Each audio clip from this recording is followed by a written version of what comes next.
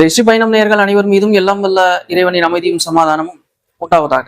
மத்திய கிழக்குல மிகப்பெரிய அளவுல தற்பொழுது பதட்டமான சூழ்நிலை நிலவிக்கிட்டு இருக்கு. ஆனா இப்ப நம்ம கவனிக்க வேண்டிய ஒரு விஷயம் என்ன அப்படின்னா, இஸ்ரேல் ஒரு மிகப்பெரிய ஆதிக்க சக்தியா சொல்லப்பட்டு வந்த நிலையில அதை ஈரான் முறியடிச்சிருக்கு அப்படின்னு தற்பொழுது பேசப்பட்டு வரக்கூடிய ஒரு காட்சியை நம்ம பார்க்கிறோம். இஸ்ரேல் மீதான ஈரானுடைய தாக்குதல் இஸ்ரேலுடைய ஒட்டுமொத்த பிம்பத்தையுமே நொறுக்கிடுச்சு அப்படின்னு சொல்லணும். அவங்க ரொம்ப பாதுகாப்பானவங்க, உலகத்திலேயே பாதுகாப்பான ஒரு நகரம் டெல் அவீவ் அப்படின்லாம் சொல்லிட்டு இருந்தாங்க. அது எல்லாத்தையும் ஈரான் இப்போ சல்லடையா நொறுக்கி இருக்கு அப்படிங்கிற அந்த ஒரு விஷயத்த பாக்குறோம்.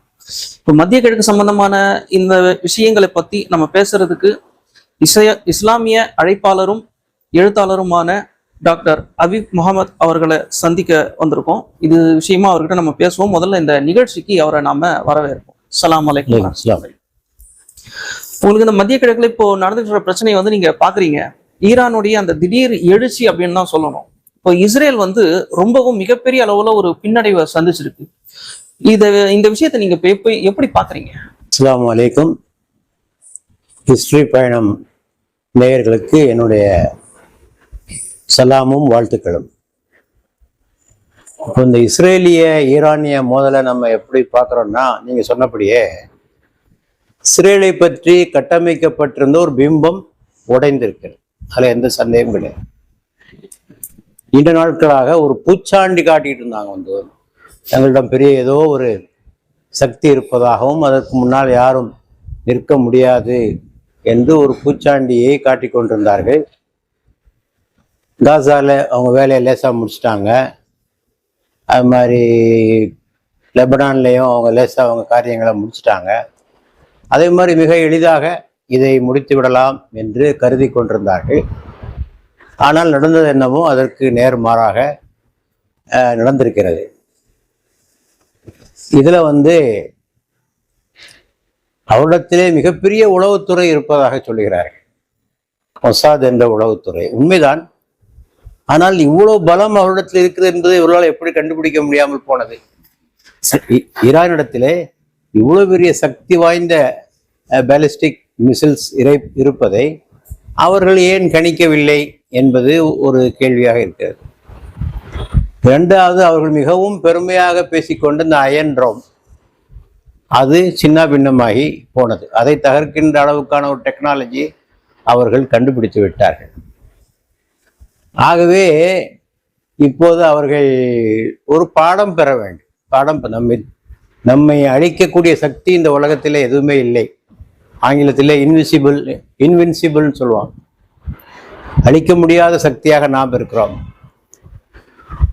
நம்ம இஸ்ரேலிய மக்களே சொல்றாங்களாம், நமக்கா இந்த கதி அப்படி என்று இஸ்ரேலிய மக்கள் சொல்லுகிறார்கள். ஏனென்றால் எந்த விஷயம் வந்தாலும் அவங்களுக்கு பாதிப்பே கிடையாது. இத்தனை வருஷமா 75 வருஷத்துக்கு மேல ஒரு பாதுகாப்பான ஒரு இடத்துல இருந்தாங்க.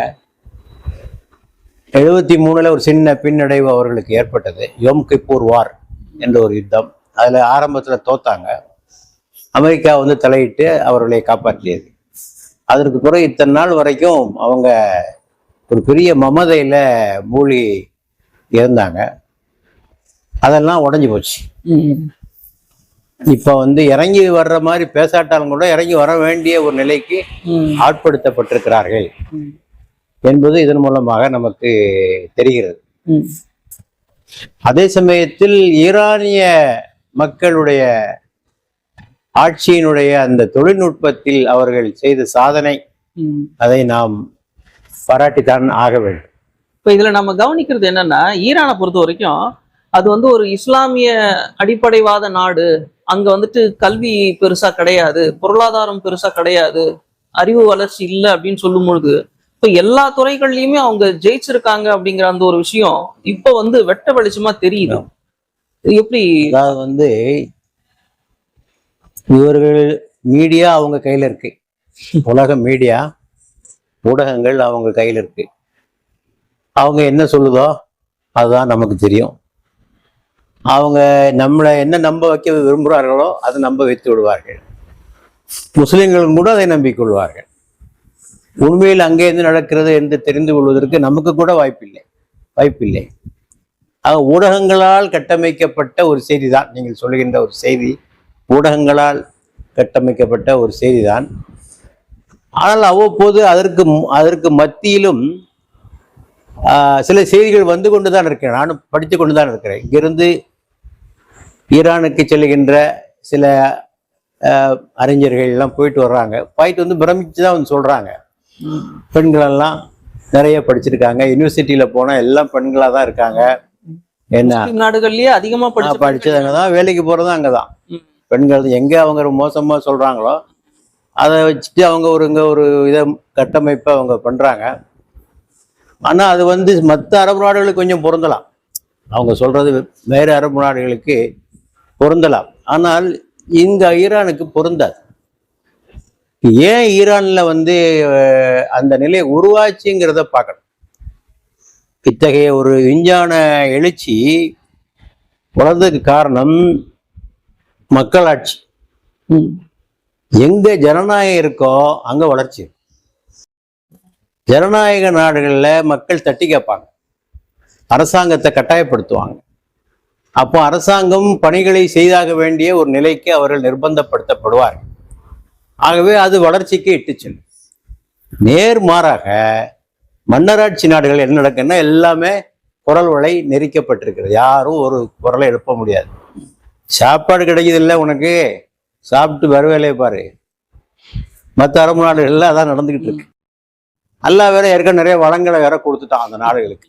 ரொம்ப சௌகரியமா போச்சு. அவங்க குரலே எழுப்புறதில்லை, கஷ்டப்படுறதில்லை, படிக்கிறதில்லை, ஒண்ணுமே செய்யறதில்லை. ஒரு சௌகரியமான ஒரு சுகபோகமான வாழ்க்கைக்கு பழகி விட்டார்கள். ஆகவே அவங்களிடத்துல ஒன்றும் இல்லை.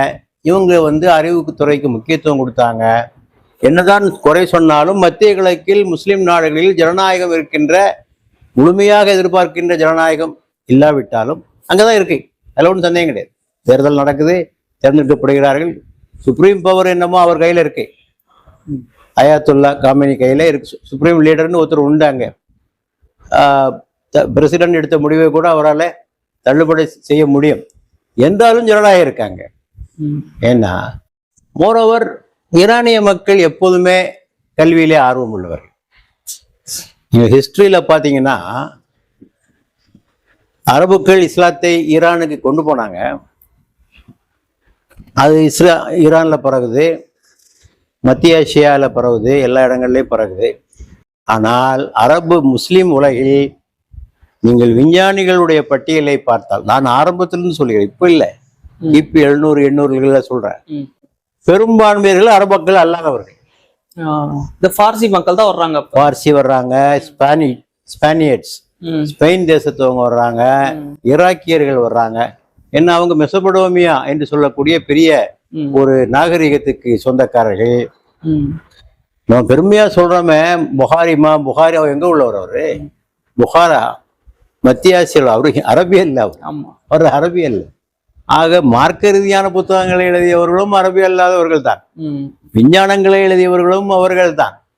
ஆகவே எல்லாரும் இந்த அரபிகளை வச்சுக்கிட்டு இந்த முஸ்லிம் உலகத்தையே முடிவு பண்ணிட்டாங்க.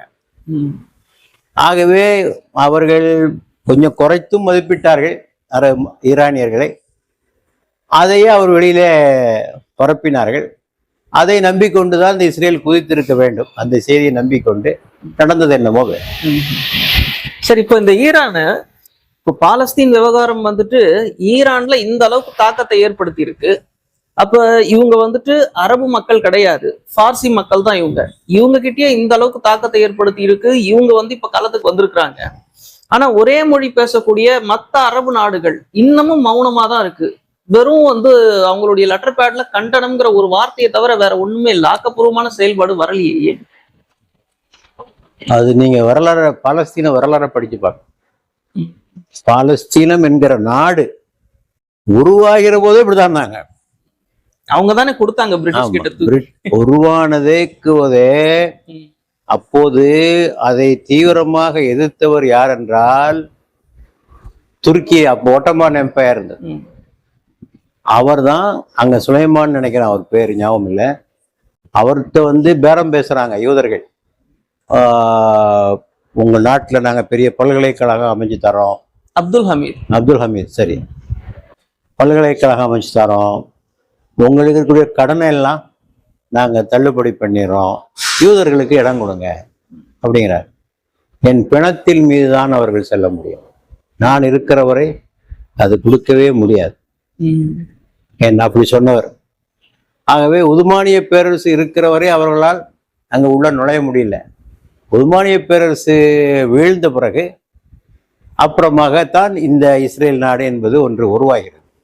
அது துவக்கத்திலிருந்தே இந்த அரபுக்கள் கோழைகளாகவும் இருக்கிறார்கள், சோம்பேறிகளாகவும் இருக்கிறார்கள், சுகவாசிகளாகவும் இருக்கிறார்கள். இல்ல, இதற்கு மேல் அவரிடத்துல ஒன்றும் இல்லை. ஆகவே இது வரலாறு நெடுகிலும் அவர்களை பற்றி நாம் பார்க்கக்கூடிய ஒரு விஷயம் என்ன. ஆகவே அது இங்க வரைக்கும், இந்த நூற்றாண்டு வரைக்கும் அது பிரதிபலிக்குது அவங்களுக்கு. அதனால பலஸ்தீன பிரச்சனையை நீங்க பாருங்களேன், எவ்வளவு ரொம்ப எப்போ அவங்க பேச ஆரம்பிச்சாங்க தெரியுமா? என்னைக்கு ட்ரம்ப் நான் இந்த காசா மக்களை எகிப்திலும் ஜோர்டானிலும் குடியேற்ற போறேன்னார், அப்பதான் வாயை திறந்தோம். அது வரைக்கும் பெருசா ஒன்றும் பேசிடல. அதுக்கு அப்பந்தான் வீராவேசமாக அவர்கள் பேச ஆரம்பித்தார். ஆகவே இது ஒரு ஆச்சரியமானதும் கவலைக்குரியது. சொந்த மண் பக்கத்துல இருக்காங்க, நாம எவ்வளோ பல ஆயிரம் மைல்களில் தாண்டி இருக்கணும்.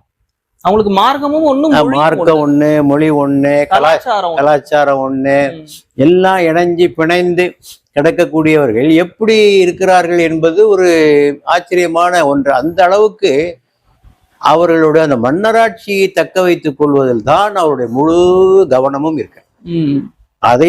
அதற்கு எந்த குந்தகமும் வந்துவிடக் கூடாது என்பதிலே அவர்கள் கவனமா இருக்காங்க.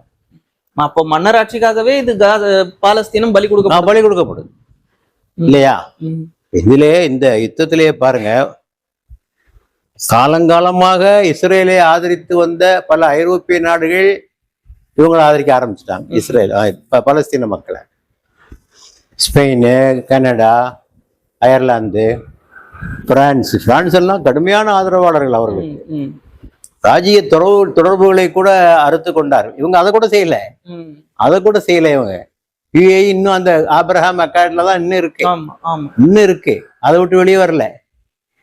சமீபத்துல ஏதோ ஒரு இன்வெஸ்ட்மெண்ட் இன்னும் பெருசா பண்ணிருக்காங்க. ஆமா, 2 மாசத்துக்கு முன்னாடி. அவங்களுக்கு இதெல்லாம் ஒரு பொருட்டு இல்லை. அவங்களுடைய அந்த மன்னராட்சியை காப்பாற்றுவதும் அவள் நாட்டுடைய பொருளாதாரத்தை பெருக்குவதும், இதை தவிர இவர்களுக்கு எந்த கவலையும் இவர்களுக்கு கிடையாது. இவர்கள் இப்படித்தான் இருப்பார்கள் என்று அந்த அரபு நாடுகளில் மன்னராட்சி மலர்கிறதோ, மக்கள் எழுகிறார்களோ, அப்போதான் அங்க நிலைமைகள்ல மாற்றம் வரும். பாருங்க, உலகம் பூரா ஊர்வலம் நடக்குது. பெருசா ஊர்வலம் தான், அது கூட நடக்கல. ஊர்வலம் கூட நடக்கல. ஆமா, அந்த அளவுக்கு பயந்து மக்களை அச்சுறுத்தி வைத்திருக்கிறார்கள். என்ன அவ்வளவு மோசமான ஒரு நிலையில இந்த அரபு நாடுகள் இருந்து கொண்டிருப்பது நமக்கு மிகப்பெரிய சோதனையாகவும் கவலையாகவும் இருக்கக்கூடிய ஒரு விஷயமா இருக்கு. அப்ப ஈரானுடைய இந்த திடீர் எழுச்சி மத்திய கிழக்குல ஏதாவது மாற்றத்தை கொண்டு வர்றதுக்கு வாய்ப்பு இருக்கா? வரலான்னு நம்பிக்கை இருக்கு. ஏன்னா இப்போ ஈரானுடைய பலம் தெரிய ஆரம்பித்து விட்டது. இப்போ அங்க உள்ள மக்கள் யோசிக்கணும், ஏன் அவன் இவ்வளவு பலமா இருக்காங்க, நாம ஏன் இவ்வளவு பலவீனமா இருக்கோம், நாம ஏன் அடிமைகளா இருக்கோம், மேற்கத்திய உலகத்திற்கு நாம் ஏன் இவ்வளவு அடிமையா இருக்கோம் இல்லையா? அவன்கிட்ட இருக்கிற ஆயுதத்தெல்லாம் நம்ம தலையில கட்டுறான் இல்லையா? நீ வாங்கி ஆகணும். ஆமா, இப்ப வந்தாருல ட்ரம்ப், அள்ளி கொடுத்தான். அதான் ஒரு பத்திரிகையில எழுதினான், பாலைவனத்துக்கு வந்தார் பணத்தை அள்ளி கொண்டு போனார்னு ஒரு பத்திரிகையில ஒரு சேனல்ல பார்த்தேன். 34,000 கோடிக்கு விமானம் வாங்கி கொடுத்துருக்கு கத்தார். ஓரளவுக்கு இஸ்லாமிய உணர்வு அமர்ந்தி, அவர்களுக்கு மத்தியிலே ஓரளவுக்கு இஸ்லாமிய உணர்வு உள்ள ஒரு நாடு கத்தார். அவர்களே 34,000 கோடிக்கு ட்ரம்புக்கு தங்க வேலைப்பாடோட, ஆமா, வேற பிளாட்னு இருந்தா அதிலையும் கொடுத்துருப்பாங்க. என்ன கொடுக்குறான்னா, என்ன ஒரு மக்களை யோசிக்க ஆரம்பிக்கும். மக்கள் யோசிக்காத வரை ஒண்ணும் நடக்காது. மக்கள் எழ வேண்டும். இந்த கருத்தை சொன்ன உடனே பல பேர் நம்மகிட்ட சொல்றாங்க, எப்படி மக்கள் எழுவாங்க, அவங்களதான் அடக்கி வச்சிருக்காங்களே, அவங்க எழுந்தானுங்க நசிக்கிடுவாங்களே. எல்லா புரட்சியும் அப்படித்தானப்பா. உலகத்தில் நடந்த எல்லா புரட்சியும் அந்த அடக்குமுறையை மீறி வர்றதுக்கு பேர் தானே புரட்சி. என்ன புரட்சி நடக்கும்போது அரசாங்கம் என்ன சிவப்பு கம்பளமா விரிச்சு வாங்கன்னா அவங்களே புரட்சி செய்ய அனுமதிக்கும்? எத்தனையோ உயிர்களை சிந்த வேண்டும். இப்ப அல்ஜீரியாவில் பிரெஞ்சு காலனி அல்ஜீரியாவில் குறைந்தது 7 லட்சம் பேர் இறந்தார்கள். குறைந்தது சுதந்திர போராட்டம், அல்ஜீரிய சுதந்திர போராட்டத்தில் குறைஞ்சதுதான் நான் சொல்றேன். சிலர் சொல்றாங்க 20 லட்சம் வரை இருக்கலாம். அப்ப அவ்வளவு பேரை உயிரை நீக்கி தான் அங்க வந்து சுதந்திரம் பெற்றிருக்காங்க. இது பல நாடுகளில் நடந்த ஒரு சம்பவம் இது. ஆக நாம் எந்த தியாகமும் செய்யாமல், எந்த இழப்புகளையும் மேற்கொள்ளாமல் ஒரு மாற்றம் வரும் என்பது நடக்காத ஒன்று. ஆக அந்த மக்கள் மத்தியிலேயே அந்த தாகம் இல்லை என்றுதான் எனக்கு படுகிறது. இந்த மன்னர்களை தூக்கி வீச வேண்டும் என்ற ஒரு தாகம் அரபு மக்கள் மத்தியில இல்லை. அதுக்கு விலை கொடுக்க தான் ஆகணும். அதுக்கு நீங்க விலை கொடுக்காம நீங்க ஒன்றும் செய்ய முடியாத என்ன. ஆனால் சொகுசு வாழ்க்கையில இருக்கிறதுனால அவங்களுக்கு அது ரொம்ப வசதியா போச்சு. ஏன்னா அந்த புரட்சி நடந்த நாடுகள்லாம் வந்து பசியினாலதான் மக்கள் வெளியே வந்தாங்க. அந்த பிரச்சனை இல்லை. அந்த பிரச்சனை இல்லை. அது ஒரு காரணம். அது முக்கியமான அது ஒரு காரணம். ஆனா அதுக்கு மத்தியில் இப்ப ஈரான் எடுத்துக்கிட்டீங்களேன். ஈரானும் ஷா மன்னருடைய ஆட்சி 79 வரை அதுவும் வளமான நாடு தான். எண்ணெய் வள நாடு. அங்கேயும் எல்லா வளம் இருந்தது. கொமேனி வந்தார், பாரிஸ்ல தான் உட்காந்துக்கிட்டாரு. பாரிஸ்ல உட்காந்து கேசட்டுகளாக அனுப்புவார். கேசட், அப்ப கேசட்டுடைய காலம் அது. அனுப்பிக்கிட்டே இருப்பார். ஈரான் பூரா சுத்தும் அந்த கேசட். அதுல ஏற்பட்ட புரட்சி, அதுல ஒரு ஆட்சி கவிழ்த்து அவங்களும் சுகமா வாழ்ந்தவங்க தான், இல்லைன்னு சொல்ல முடியாதே. ஏன்னா ஆக இவங்க வந்து ரொம்ப சுகபோகிகளாக இருப்பதை பார்க்க. நேற்று கூட ஒரு தொலைக்காட்சியில பார்த்துட்டு இருந்தேன். ஒரு அவங்களுடைய சவுதியை ஆதரிக்கக்கூடிய ஒரு அறிஞர் பேசுகிறார். இந்த மாதிரி ஈரான்ல இது நடக்குதே, என்ன சொல்றீங்க? நான் சுகபோகம் தான் இதுக்கெல்லாம் காரணம், நாம எல்லாம் சுகபோகத்தில் இருக்கிறோம் சொல்றாங்களேன்னு கேட்டா அதுக்கு பதில் சொல்ல மாட்டாரு. என்ன சொல்றாரு? நம்மளும் நல்லா தொழுவணும், நம்ம எல்லாம் மார்க்கப்படி நடக்கணும், எல்லாம் மாறிடும் அப்படிங்கிறாரு. ஜிஹாது செய்யறது மார்க்கம் தானே, அதை ஏன் பேச மாட்டேற? மோசமான மன்னராட்சி செய்யறது மார்க்கம் தானே. எதுக்கு இமாம் ஹுசைன் போராடினாரு? இமாம் ஹுசைன் எதுக்கு முஆவியாவையும் யஸீதையும் எதிர்த்துக்கு போராடினாரு? தோப்போன்னு தெரியும் அவருக்கு. சின்ன படை, சின்னஞ்சிறிய படையை வைத்து கொண்டு போனாரு. கொல்லப்படுவோம்னு தெரிந்தும் போராடினார் இல்லையா? அதனால வந்து அதை பேச மாட்டாங்க இவங்க. வந்து என்ன, அவரு அந்த மாதிரி பேசினா அடுத்த நாள் ஜெயில தான் இருக்கணும் அவரு. அதுக்கு வேற இடம் இல்லை அவருக்கு. ஏன்னா அதனால அந்த உணர்வுகள் மங்கி மழுங்கி போய்விட்டன. அந்த உணர்வுகள் என்று மக்கள்கிட்ட வருதோ அது வரைக்கும் மாற்றம் வராது. சரி சரி. ஈரானுடைய இந்த திடீர் ஒரு சர்ப்ரைஸ்னால இந்த ஷியா சுன்னி அப்படிங்கிற இந்த ஒரு விஷயம் ரொம்ப நாளா புகைச்சலா இருக்கிற மாதிரியே சொல்லிட்டு இருக்காங்க. இதெல்லாம் கூட முடிவுக்கு வருமா? அதை அப்படி எதிர்பார்க்கலாமா? முடிவுக்கு வருவதற்கு ஒரு வாய்ப்பு உண்டு. எப்போது என்றால் ஈரானியர்கள் அதை பெரிதாக ஆக்கக்கூடாது. அந்த 79 ரெவல்யூஷன் அப்போது அதையெல்லாம் அப்போது நான் உன்னிப்பாக கவனித்துக் கொண்டிருந்த ஒரு காலம் அது. ஈரானியன் ரெவல்யூஷன் வந்தபோது உலக முஸ்லிம்கள் எல்லோரும் ஆதரித்தார்கள். உலக முஸ்லிம்கள் அனைவரும் ஆதரவு கொடுத்தாங்க.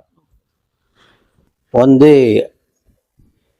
அவரு கொமேனி ஒரு முழக்கத்தை வைத்தார், ஷியா சுன்னியெல்லாம் பார்க்கக்கூடாது, லா அரபியா லா ஷரக்கியா, இஸ்லாமியா இஸ்லாமியா, மேற்கும் இல்லை கிழக்கும் இல்லை, இஸ்லாம் தான் சொல்லி சில ஒற்றுமைக்கான சில முயற்சிகளை மேற்கொண்டார்.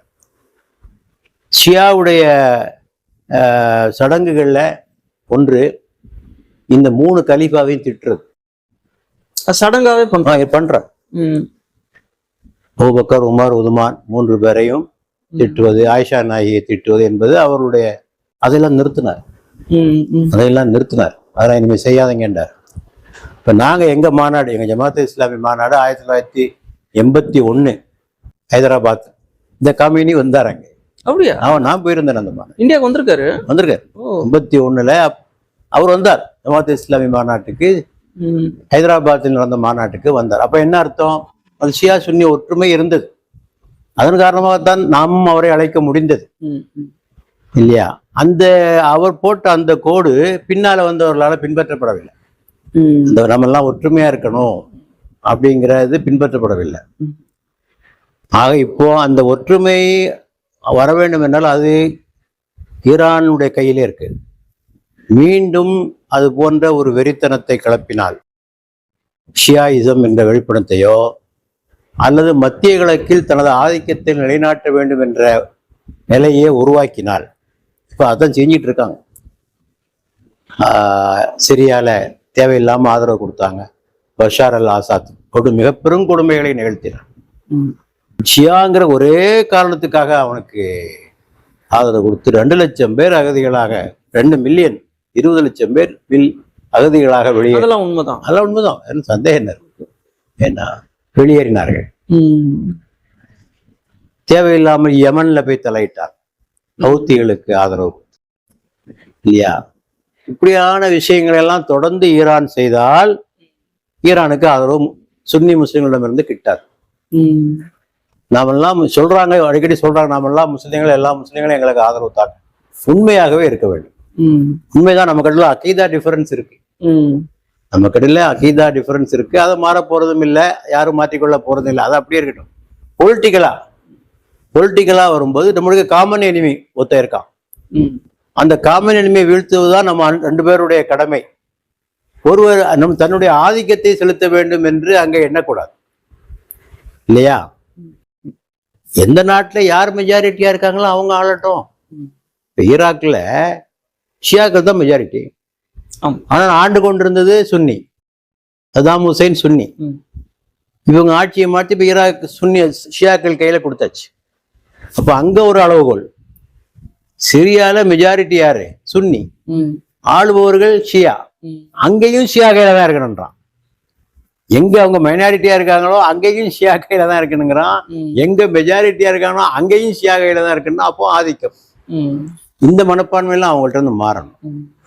இதெல்லாம் மாறினா மக்கள் அக்கீதாவெல்லாம் பெருசா ஒன்றும் அரசியல் ரீதியா ஒருங்கிணைய முடியும். ஒருங்கிணைய முடியும். அது காமன் எனிமின்னு உங்களுக்கு ஒருத்தர் வரும்போது அவன் ஷியா சுன்னின்னா பாக்குறான். ஆமா.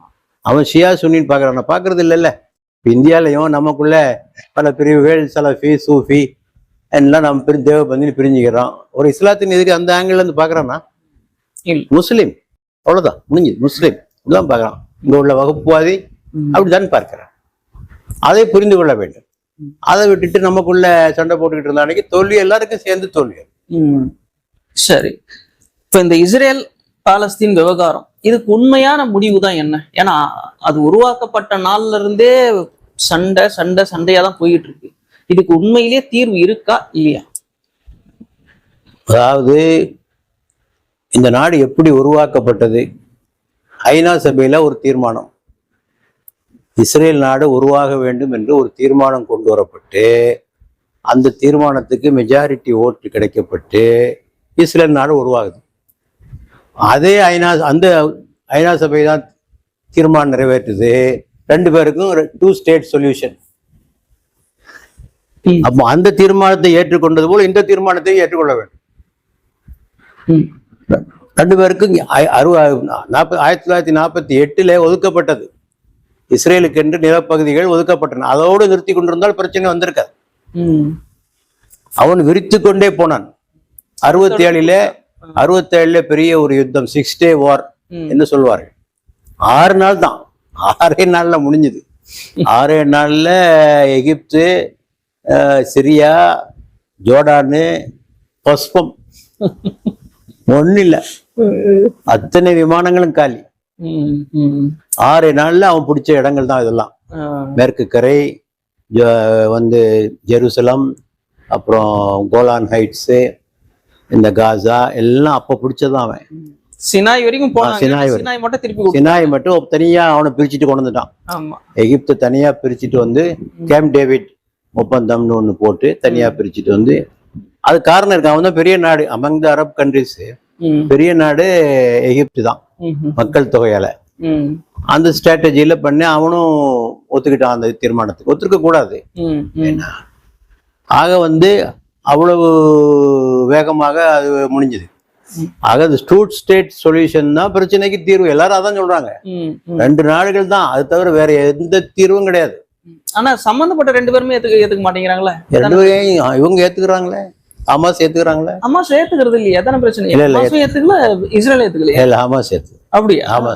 ஓஹோ. அவங்க ஆரம்பத்துல பேசினது இஸ்ரேலுங்கிற ஒரு நாடே இருக்கக்கூடாது, அப்படிதான் ரொம்ப நாளா தான் பேசிட்டு வந்தாங்க. கடைசியா சொன்னாங்க அதை பத்தி எங்க 67க்கு முன்னால என்ன இருந்துச்சோ அதுக்கு நாங்க ஒத்துக்கிறோம். இப்ப அப்படிதான் சொல்றாங்க. ஏன்னா அதுல கை வச்சா ஒண்ணுமே நடக்காது. ஏன்னா யூஎன் ரெசல்யூஷன் மூலமாக வந்து கிடைச்ச ஒரு நாடு அது. ஏன்னா இப்ப அவங்க அதுக்கு ரெடியா தான் இருக்காங்க. டூ ஸ்டேட் சொல்யூஷன் அவங்க ரெடியா தான் இருக்காங்க. அதுக்கும் ஒத்துக்க மாட்டேங்கான். அதுக்கு யுஎஸ் அதுக்கு ஆதரவு கொடுக்குறான். யூரோப்பிய நாடுகள் ஓரளவுக்கு இறங்கி வந்துட்டாங்க. யூரோப்பிய நாடுகள் இறங்கி வந்து இரு நாடு தான் அதுக்கான தீர்வு என்று.